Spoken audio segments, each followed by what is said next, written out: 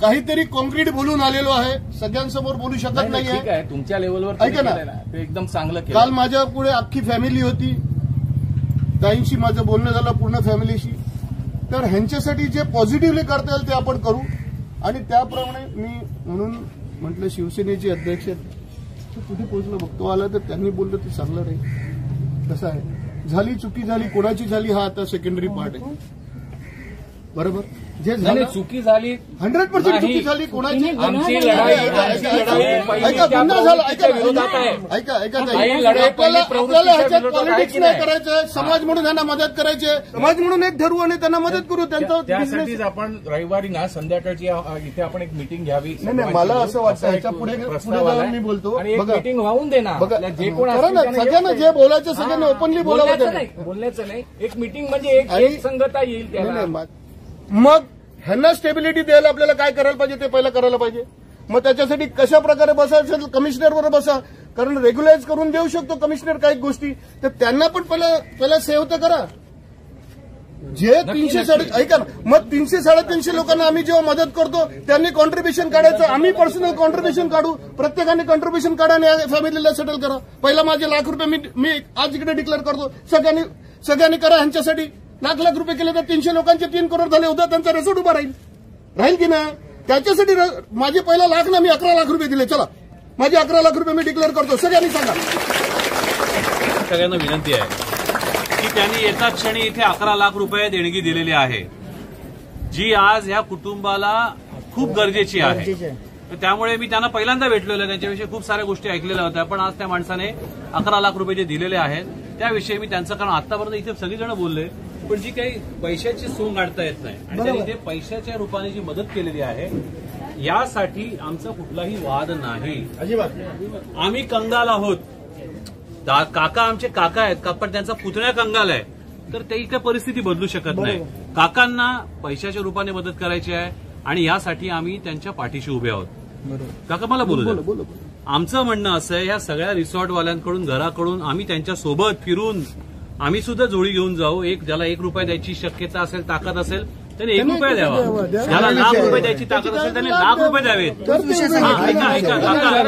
काका जरूर करावं. पण आम्ही आंदोलनकर्ते आहोत, कारण ह्या संविधानाने आंदोलनाचा आम्हाला अधिकार दिलेला आहे. आज सुद्धा कैलास पाटील यांची आम्ही अनेक आंदोलनं बघितलेली आहेत.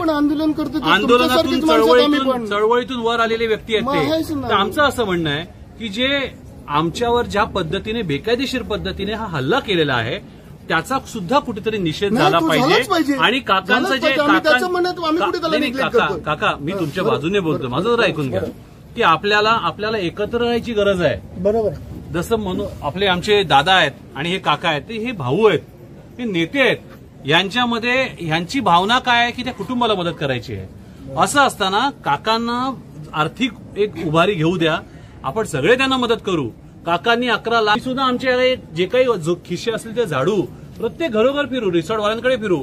मात्र हे करत असताना आंदोलनाची सुद्धा दबाव यंत्रणा आपल्याला वापरायला पाहिजे. आणि हे करत असताना या सगळ्यांच्या समन्वयाने या कुटुंबाला आपण न्याय मिळवून द्यावा.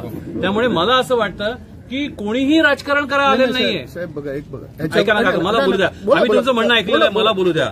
आम्ही इथे आर्थिक मदतीच्या सुद्धा बाजूने आहोत, त्याच पद्धतीने तुम्ही आंदोलनाच्या सुद्धा बाजूने असलं पाहिजे. आंदोलन म्हणजे काय, आम्ही आंदोलनातलीच लोक आहोत. म्हणजे आपण तिथे जाऊन किमान आपल्याला निषेध व्यक्त करायची जो संविधानाने अधिकार दिलेला आहे, की या वसईमध्ये दहशत मोडून काढलेली होती आपण कधी काळी, की दहशत अशाच पद्धतीने लोकशाही आंदोलनाने केलेली आहे.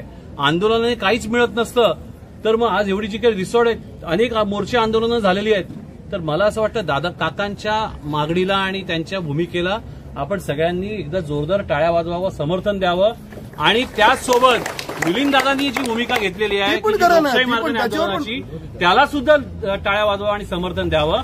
आणि प्रत्येकाने कोणाच्या कोंबड्याने आरवतंय हे महत्वाचं नाही, आरवलं पाहिजे हे महत्वाचं आहे. पहाट झाली पाहिजे, पहाट झाली पाहिजे. मित्र आपण परफेक्ट बोललात. मी काय म्हणालो, मी 11 लाख रुपये, तुमच्याकडे पैसे नाही, तुम्ही वेळ द्या. तुम्ही वेळ द्या ना. महत्व आहे कॅल्क्युलेशन. असं का बघता तुम्ही? दोन्ही बाजूनी कॅल्क्युलेशन. ज्यांना वेळ द्यायचं त्यांनी वेळ, ज्यांच्याकडे जे इंटेलिजंट आहे त्यांनी नॉलेज द्यावं. ताई आपण पण थांबा ना मित्र, ऐक ना, आपण पण त्या आंदोलनात होते. बघा, आंदोलन करायची तर मग शेवटपर्यंत करायची पण तयारी पाहिजे. अर्धवट नाही सोडायचं, अर्धवट नाही सोडायचं. आर्थिक महत्व म्हणूनच सांगतोय तर ते जे सामाजिक पुनर्वसन आहे ते संघर्ष उभारल्याशिवाय आणि अन्यायाविरुद्ध लढल्याशिवाय ते सामाजिक पुनर्वसन अशक्य आहे. त्याला आर्थिक पुनर्वसनाची सुद्धा अत्यंत जोड आहे. त्यामुळे हे दोन्ही मार्ग आता आपण स्वीकारू आणि याच्या पुढे त्या मार्गावरती कसं चालायचं याची पुढची चर्चा आपण करून टाकू. भाऊ आपण बोलला बाइट नहीं दूंगा, जिस दिन इन लोग को घर पे ले आऊंगा उस दिन बाइट दूंगा आपको. सुना आपने, ये बड़ी बात रही कि आगरी सेना की ओर से कैलाश पाटिल ने आर्थिक मदद के रूप में पहला हाथ आगे बढ़ाया और पीड़ित परिवार को 11 लाख की राशि देने का ऐलान किया. साथ ही उन्होंने ये भी बताया कि उनके पास कोई कॉन्क्रीट प्लान है जिसके तहत पीड़ित परिवार एक बार दोबारा उठ खड़ा हो सकता है. हालांकि इस प्लान पर ज्यादा चर्चा न करते हुए आगरी सेना ने मीडिया से सिर्फ इतना ही कहा कि वो मीडिया से मुखातिब तब होंगे जब वो परिवार के उन परिजनों को रिहा करा लेंगे जो जेल में हैं. खैर सुनिए, इस पूरे मसले पर सभी ने कैलाश पाटिल के इस कदम को सराहनीय बताया. दुरुपयोग करून जी कारवाई करून त्यांचं ह्या कुटुंबाचं जीवन उद्ध्वस्त केलेलं आहे त्याच्या विरोधात तमाम वसईकर एकत्र येऊन ह्या पुढे लढणार आहेत. हा विश्वास त्यांना आम्ही दिलेला आहे. आज कैलाश पाटील स्वतः इथे आले होते.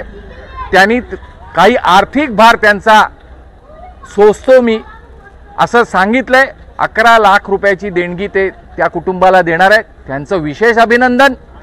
आमच्या लढ्यामध्येही ते सहभागी आहेत.